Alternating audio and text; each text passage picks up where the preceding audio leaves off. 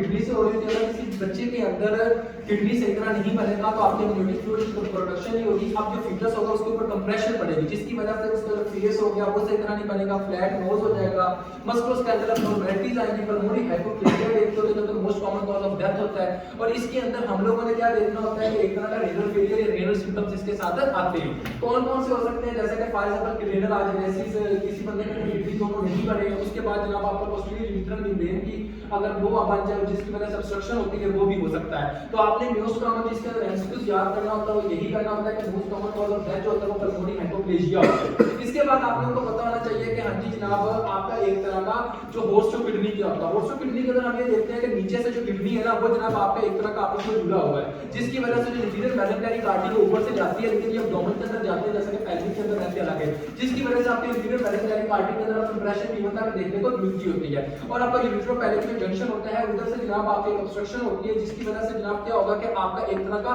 Hydronephrosis होगी। आप ये देखोगे हाइड्रोनेफ्रोसिस जहां पर भी होगी वहां पे आप इंफेक्शन देखते हो, उसके बाद आप लोगों ने एक तरह का रेनल स्टोन्स देखेंगे, लेकिन इसके अंदर हम एक तरह का कार्सिनोमा भी देखते होते हैं। उसके बाद आप लोगों ने ये देखना होता है कि आपका फॉर एग्जांपल अगर किडनी सोलिटरी किडनी क्या होता है, सोलिटरी किडनी ये होता है कि जिसके अंदर एक किडनी सही तरह काम नहीं करता, फिर कॉन्ट्रालेटरल जो किडनी होता है वो काम करता है, उसकी हाइपरट्रॉफी होती है, उसके अंदर इंफेक्शंस होती है, उसके अंदर सारी की सारी जो डिजीज होती है वो कॉमन देखने को मिलती होती है।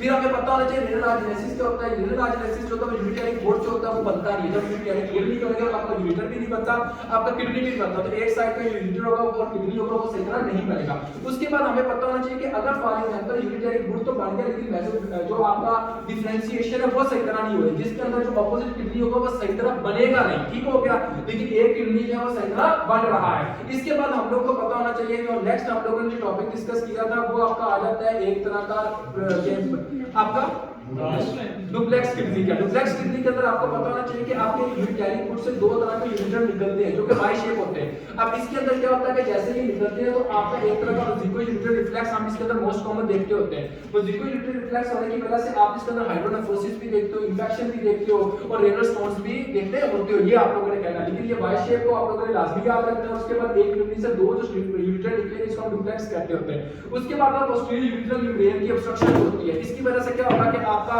जो यूरिन होगा वो कम आएगा, लिपोहाइड्रोनियस के अंदर बच्चा जाएगा क्योंकि यूरिन कम आ रहा है, इसकी वजह से जनाब आपका ब्लैडर के अंदर फ्लूइड ज्यादा से ज्यादा जाएगा।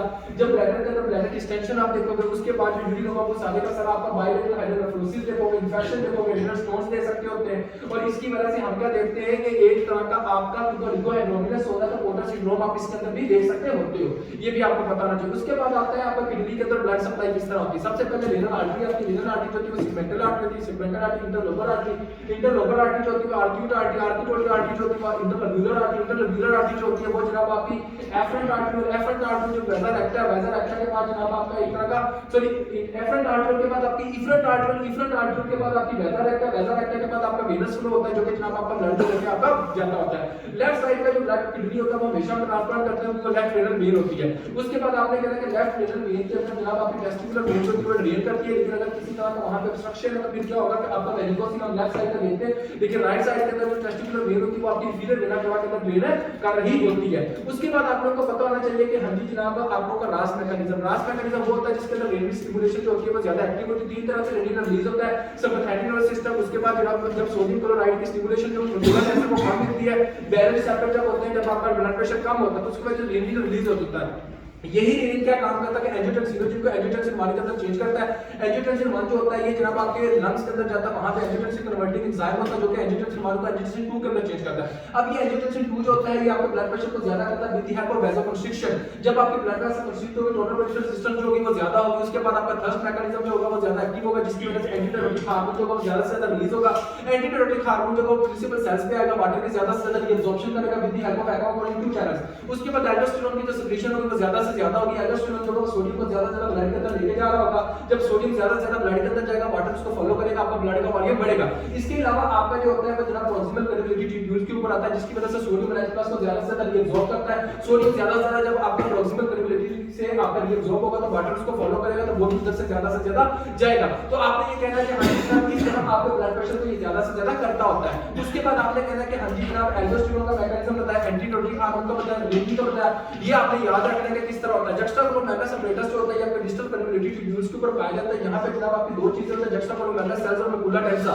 जुक्स्टाग्लोमेरुलर सेल्स जो होते हैं वो मेनली तौर पर आपका रेनिन को रिलीज करता है, मैकुला टेंसा जो होता है वो सोडियम क्लोराइड को ट्रैक करता है और इसके ऊपर बैरो रिसेप्टर्स होते हैं जो ब्लड प्रेशर को ट्रैक करते होते हैं। इसके बाद आप लोगों ने ये देखना होता है कि हाँ जी जनाब आपका एक तरह का जो आपका एरिथ्रोपोइटिन हार्मोन होता है वो कहां से रिलीज होता है। एरिथ्रोपोइटिन हार्मोन आपका किडनी से ईपीओ के जीन होता है वो बनाता है एरिथ्रोपोइटिन को, आपके बोन मैरो के पास जाता है, बोन मैरो के पास जाकर आपके आरबीसी प्रोडक्शन करवाता है। अगर एक पेशेंट जो कि सीकेडी का पेशेंट है उसके अंदर एरिथ्रोपोइटिन रिलीज नहीं होगा जिसकी वजह से जनाब आपके बोन मैरो की तरफ मैसेज नहीं जाएगा, आरबीसी पैदा नहीं होगी।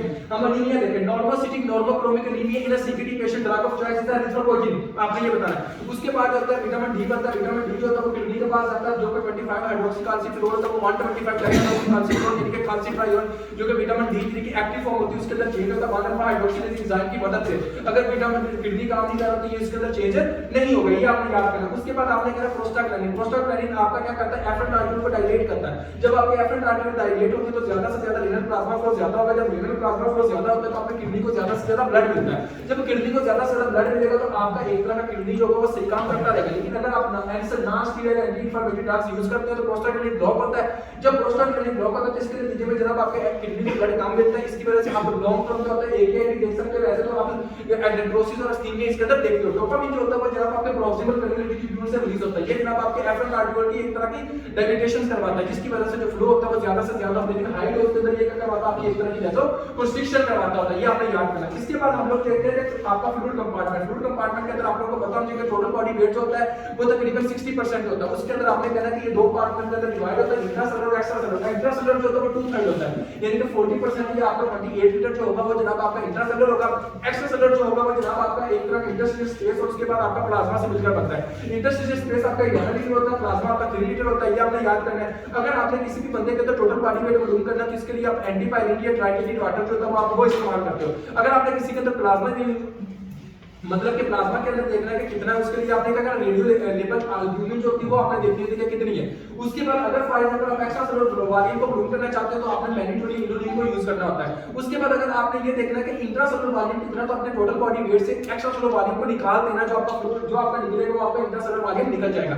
इसके बाद आप लोगों को पता होना चाहिए कि आपका जो ग्लोमेरुलस होता है वो किससे बना होता है। ग्लोमेरुलस जो होता है ये टफ ऑफ कैपिलरीज होती है, एंडोथेलियल सेल से बनी होती है। 10 नैनोमीटर से 100 नैनोमीटर से जो कम का जो साइज होगा वो जब नीचे जाती है। उसके बाद आपने कहना ग्लोमेरुलस स्पेस में रेंज होती है, इसके अंदर 3 लेयर्स होती है जिसके ऊपर नेगेटिव चार्ज होता है। टाइप 4 क्वालिटी की ये बनी होती है। हेपेरिन लाइसल्फेट ग्लाइकोप्रोटीन जो होती है इसको नेगेटिव चार्ज देती होती है। उसके बाद आपने कहना एल्ब्यूमिन जो कि नेगेटिव चार्ज है वो जनाब नीचे की तरफ नहीं आता, नेगेटिव चार्ज होता है नेगेटिव चार्ज को रिपेल करता है जिसकी वजह से ये जनाब आपका बाहर निकलता जाता है, ऊपर नीचे की तरफ फिल्टर नहीं होता। लेकिन ग्लोमेरुलस फिल्ट्रेशन के अंदर रेट के अंदर आपको पता होना चाहिए कि वो फ्लूइड जो है ग्लोमेरुलस से फिल्टर होकर आपकी बोन स्पेस के अंदर 1 मिनट के अंदर उसको हम कहते हैं ग्लोमेरुलस फिल्ट्रेशन रेट। 1 मिनट के अंदर 100 to 120 ml पर मिनट ये एक नॉर्मल है, ये आपको याद होना चाहिए। उसके बाद आपने कहना है कि आपका एक तरह का ग्लोमेरुलस हाइड्रोस्टैटिक फोर्स होती है जो कि जनाब आपको फ्लूइड को नीचे की तरफ भेजती है, वो नॉर्मल 55 mmHg होती है।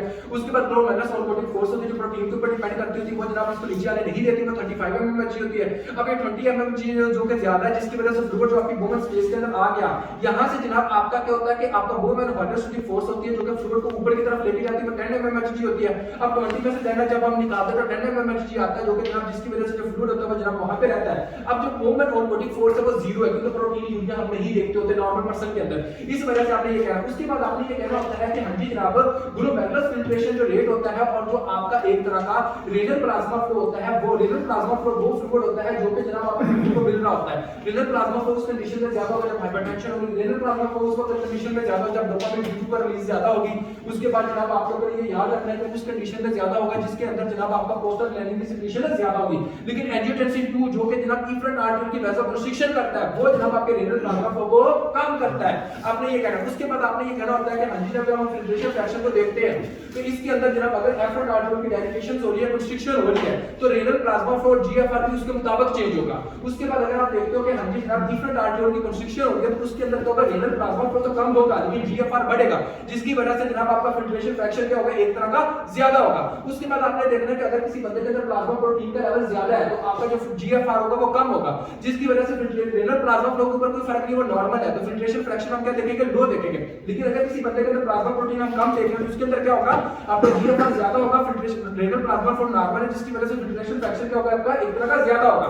उसके अलावा आपने कहना है कि अगर फॉर एग्जांपल आपको किडनी के अंदर कोई स्टोन पड़ा हुआ है, यूरिटर के अंदर कोई ऑब्स्ट्रक्शन है, तो इसकी वजह से क्या होगा, आपका बोमेन हाइड्रोस्टैटिक फोर्स ज्यादा होगा, जीएफआर आपका कम होगा। जब जीएफआर आपका कम होगा तो आपका फिल्ट्रेशन फ्रैक्शन क्या होगा, आपका एक तरह का कम होगा। ये आपने कहा। उसके बाद हम आते हैं कि एक तरह का रीनल क्लीयरेंस क्या होता है। रीनल क्लीयरेंस के अंदर आपने कहा C = U/P।